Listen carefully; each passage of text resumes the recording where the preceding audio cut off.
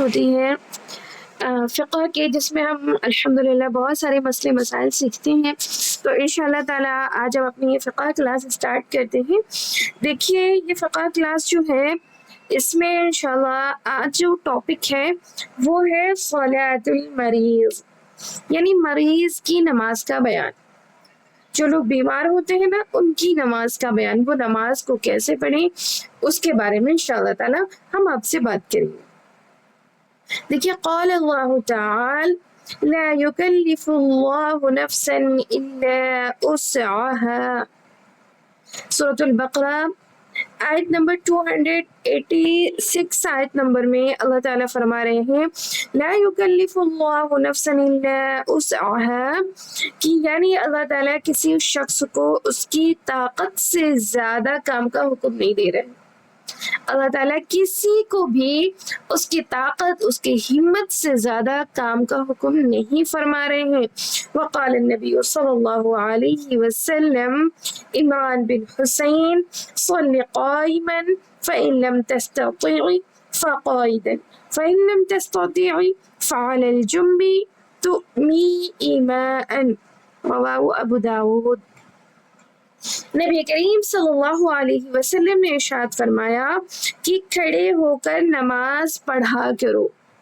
کس نے ارشاد فرمایا؟ ہمارے پیارے نبی حضرت محمد صلی اللہ علیہ وسلم نے ارشاد فرمایا کہ کھڑے ہو کر نماز پڑھا کرو. اگر کھڑے ہو کر نماز پڑھنے کی طاقت نہیں رکھتے، اگر کھڑے ہو کر نماز پڑھنے کی طاقت نہیں رکھتے تو بیٹھ جایا کرو، تو بیٹھ جایا کرو. اگر اس کی بھی طاقت نہیں ہے، یعنی اگر بیٹھنے کی بھی طاقت نہیں ہے تو پہلوؤں کے بل اشارے سے نماز پڑھا کرو. اگر آپ کھڑے ہونے کی طاقت نہیں رکھتے، آپ بیٹھ کر پڑھیں، بیٹھ کر نہیں رکھ سکتے تو لیٹ کر اشارے سے نماز پڑھیں، بٹ پڑھیں. کیونکہ نماز کا ترک کرنا، نماز کا چھوڑ دینا بیماری کی حالت میں بھی جائز نہیں.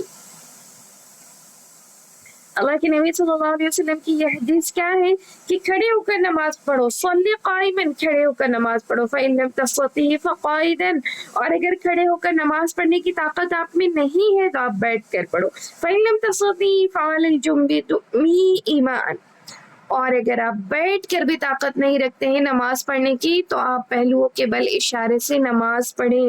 کیوں؟ کیونکہ نماز کا ترک کرنا، نماز کا چھوڑ دینا بیماری کی حالت میں بھی جائز نہیں.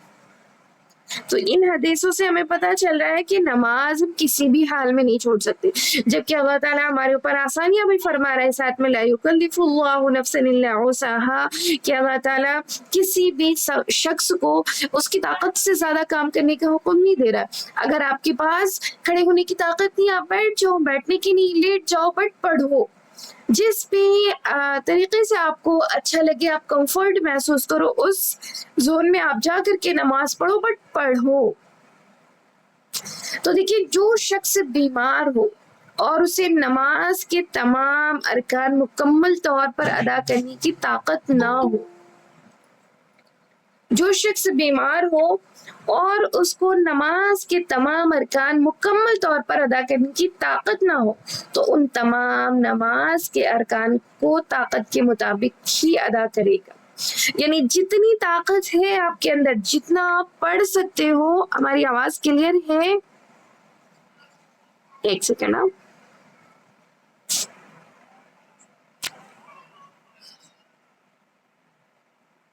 جی ہماری آواز کلیئر ہے آپ سب کو؟ ارشد باجی؟ جی باجی. اوکے الحمدللہ. وعلیکم السلام ورحمۃ اللہ. اوکے دیکھیے جو شخص بیمار ہو، اسے نماز کے تمام ارکان اگر ادا کرنے کی طاقت نہیں ہے اس میں، تو جتنے ارکان ادا کرنے کی طاقت ہے اتنے ارکان ادا کرے اور پھر نماز پڑھے. اسی طریقے سے وہ بیمار جو کھڑے ہو کر نماز نہیں پڑھ سکتا تو بیٹھ کر رکوع و سجود کے ساتھ نماز ادا کرے گا. یعنی آپ بیٹھ کر رکوع اور سجدے کے ساتھ نماز ادا کریں گے. اسی طریقے سے وہ مریض جسے کسی تکلیف کے بنا پر کھڑی ہونے میں دشواری ہو رہی ہو تو وہ بیٹھ کر رکوع اور سجدے کے ساتھ نماز ادا کرے.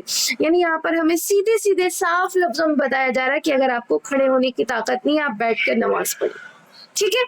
اسی طرح وہ مریض جسے کھڑے ہونے کی صورت میں کسی بیماری کے پیدا ہو جانے یا بیماری کو دیر میں ٹھیک ہونے کا اندیشہ ہے یا بیماری کے بڑھ جانے کا اندیشہ ہے تو پھر وہ بیٹھ کر نماز پڑھ لے. اسی طرح وہ شخص بھی بیٹھ کر نماز ادا کرے گا جو رکوع یا سجدہ یا ان دونوں میں سے کسی ایک کو ادا کرنے پر معذور ہو. آپ دیکھ پاتے ہوں گے کہ بہت ساری ہماری بہنیں ہیں, بہت ساری مائیں ہیں جن کے پیروں کا جوڑوں کا درد سٹارٹ رہتا ہے. اب وہ درد کی وجہ سے کھڑے ہو کر نماز نہیں پڑھتے تو کیا کرتے ہیں, میں درد بہت ہوتا نماز نہیں پڑھ پاتے. تو ان کو آپ سمجھائیے کہ آپ اگر کھڑے ہو کر نماز نہیں پڑھ سکتے کسی درد کی وجہ سے, کسی تکلیف کی وجہ سے, تو آپ بیٹھ کر نماز پڑھیے. اگر آپ کو بیٹھ کر نماز پڑھنے میں بھی وہ درد رہ رہا ہے, آپ پریشان ہو کہ آپ بیٹھ کر نماز نہیں پڑھ سکتے, تو آپ لیٹ کر اشارے سے نماز پڑھو, بٹ نماز پڑھو. اور اسی طریقے سے دیکھیے کہ اگر کوئی شخص ایسا ہے جو بیٹھ کر ہی نماز ادا کرے گا لیکن رکوع یا سجدہ ان میں سے کسی ایک کو ادا کرنے پر معذور ہے, اب وہ ادا ہی نہیں کر پا رہا ہے رکوع یا سجدہ, تو اب کیا کرے, تو وہ بیٹھ جائے لیکن رکوع اور سجدہ اشارے سے کر لے. اشارے سے یعنی جب رکوع میں اپنے سر کو جھکائے تو تھوڑا سا جھکا لے, اور جب سجدے میں جھکائے تو تھوڑا اور زیادہ جھکا لے. پورا رکوع سجدہ نہ کرے بلکہ رکوع میں جھکائے تو تھوڑا سا جھکا کے سبحان ربی العظیم پڑھ لے, اور پھر جب سجدے میں جھکائے تو سبحان ربی الاعلی پڑھ لے. ایسا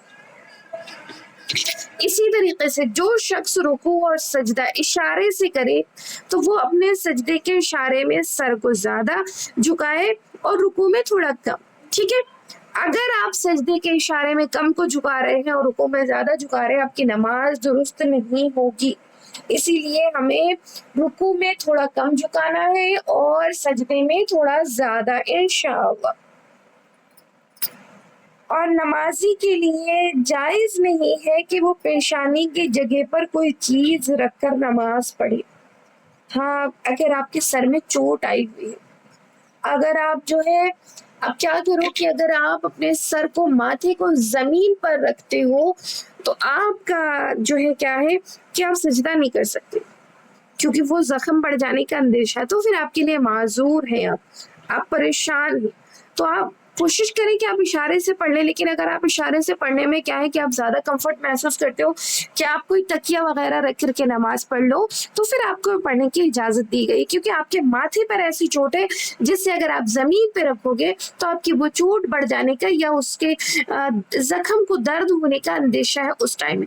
لیکن اگر آپ برداشت کر سکتے ہو یا تھوڑا موڑا ادھر ادھر کھسکا سکتے ہو تو پھر آپ کھسکا کے کیسے بھی کر کے تھوڑا ایڈجسٹ کر کے آپ سجدہ کر لو, کوئی چیز رکھی بغیر.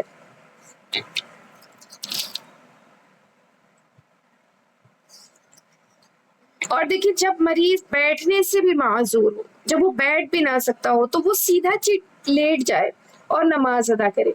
اس طرح کی دونوں پیر قبلے کی طرف ہو اور دونوں گھٹنوں کو کھڑا کر دے, پورا پھیلائے نہیں, دونوں پیر قبلے کی طرف کر دے, دونوں گھٹنوں کو کھڑا کر دے اور اپنے سر کو کسی تکیے پر رکھے تاکہ اس کا منہ بھی قبلے کی طرف ہو جائے, اور رکوع اور سجدہ اشارے سے کرے اور اسی طرح نماز پڑھ لے. اسی طرح جب مریض معذور ہو اور بیٹھنے پر قادر نہ ہو, یعنی بیٹھ نہیں سکتا, اور تو پہلو کے بل لیٹ کر نماز پڑھے گا, تو پہلو کے بل لیٹ کر اور اس طرح کہ سر شمال کی جانب ہو اور پیر جنوب کی جانب ہو اور چہرہ قبلے کی طرف ہو, تو بھی رکوع اور سجدہ کرے تو بھی نماز ہو جائے گی.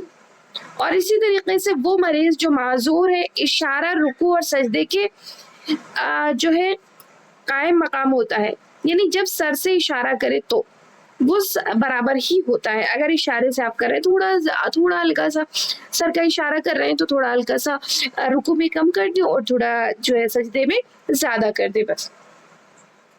اور اگر آپ آنکھ یا دل سے اشارہ کر رہے ہیں تو پھر آپ کی نماز اس وقت درست نہیں ہوگی. آپ دل سے سوچ رہے ہو کہ اب میں نے رکوع کا اشارہ کیا، اب آپ سر نہیں ہلا رہے ہو، اور پھر آپ یہ سوچ رہے ہو کہ اب میں نے سجدے کا اشارہ کیا، آپ نے سر نہیں ہلایا، ذرا سا بھی سر کو خم ہی نہیں کیا، تو آپ کی نماز درست نہیں ہوگی بلکہ سر ہلانا پڑے گا.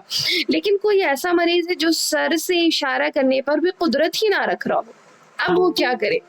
کوئی ایسا مریض ہے جو سر کے اشارے سے بھی قدرت نہ رکھتا ہو کہ وہ سر کا اشارہ ہلکا پھلکا کر کے نماز پڑھ لے، تو ایک دن ایک رات کی نماز کی وہ تاخیر کرے گا، یعنی ایک دن ایک رات کی نماز کو وہ چھوڑ دے گا. اور اگر ایک دن ایک رات سے پہلے اس کو ہوش آ جا رہا ہے تو پھر ان نماز کو وہ قضا کر لے گا.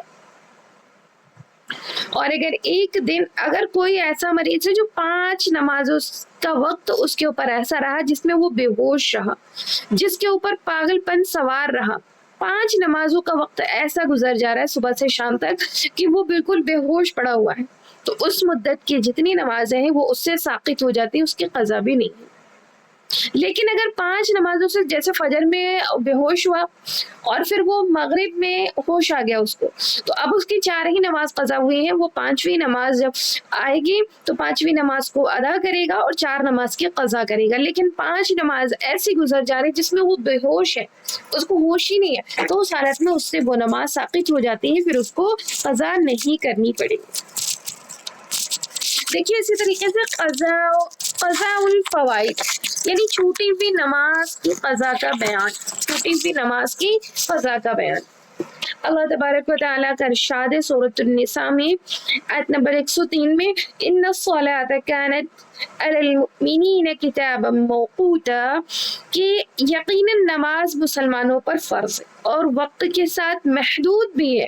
یقیناً نماز مسلمانوں پر فرض ہے اور وقت کے ساتھ محدود بھی ہے. تو نمازوں کو ہمیں کیا ہے، وقت کے ساتھ ادا کرنا ضروری ہے. بغیر عذر کے نماز کو اپنے وقت سے تاخیر کرنا جائز نہیں. نماز کو وقت کے ساتھ ادا کرنا ضروری ہے، بغیر عذر کے نماز کو اپنے وقت سے تاخیر کرنا جائز نہیں. جس شخص کی نماز اپنے وقت سے کسی عذر کے بنا پر چھوٹ گئی، یعنی کوئی عذر تھا، کوئی پریشانی تھی جس کی وجہ سے وہ نماز چھوٹ گئی، تو اس پر عذر ختم ہونے کے بعد قضا ضروری ہے. تو اس پر وہ عذر ختم ہونے کے بعد قضا ضروری ہے. فرض نمازوں کی قضا فرض نماز ہے اور واجب نمازوں کی قضا واجب ہے. سنن اور نفل نماز کی قضا نہیں ہوتی، صرف فرض اور واجب نماز کی قضا ہوتی ہے، سنت اور نفل نمازوں کی قضا نہیں ہوتی. مگر جب سنن اور نوافل شروع کرنے کے بعد توڑ دے تو نمازوں کی قضا ہوگی. جیسے آپ نے سنت کی نیت باندھی اور پھر اس کو توڑ دی، تو اب آپ کو اس نماز کی قضا کرنی ضروری ہوگی. اسی طریقے سے آپ نے نفل نماز کی نیت باندھی اور پھر آپ نے نفل نماز کو چھوڑ دیا، توڑ دیا، تو اب آپ کو اس نماز کی قضا کرنی پڑے گی. لیکن اگر آپ نے فجر، ظہر، عصر، مغرب، عشاء کی نماز نہیں پڑھی، کسی عذر کی بنا پر، کسی بیماری کی بنا پر، کسی پریشانی کی بنا پر آپ کی وہ نماز چھوٹ گئی ہے، تو اب آپ جب قضا کریں گے تو فجر کی 2 سنت 2 فرض کے ساتھ کریں گے. فجر میں 2 سنت 2 فرض کے ساتھ کریں گے. لیکن جب آپ ظہر میں قضا کریں گے صرف 4 فرض، عصر میں 4 فرض، مغرب میں 3 فرض اور پھر عشاء میں 4 فرض، 3 واجب الوتر، اس کو کریں گے کیونکہ واجب جو نمازیں ہیں اس کی قضا ہوتی ہے. اور جب فجر کی سنت فرض نماز کے ساتھ چھوٹ جائے تو زوال شمس سے پہلے فجر کی سنت بھی قضا فرض نماز کے ساتھ آپ کو کرنا پڑے گا.